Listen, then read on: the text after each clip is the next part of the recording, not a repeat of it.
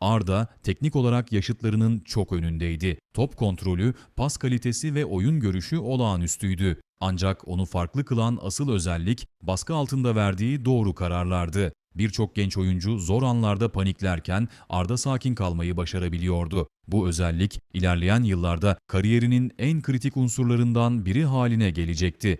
Gençler Birliği altyapısında geçen yıllar Arda için yalnızca futbol oynamak anlamına gelmiyordu. Aynı zamanda karakter inşa ediliyordu. Kazanmayı öğrenmek kadar kaybetmeyi de öğreniyordu. Filmlerde Arda Güler'in bir yıldız oluşunu ve daha fazlasını görmek istiyorsanız kanala abone olmayı, bildirimleri açmayı ve yorum bırakmayı unutmayın.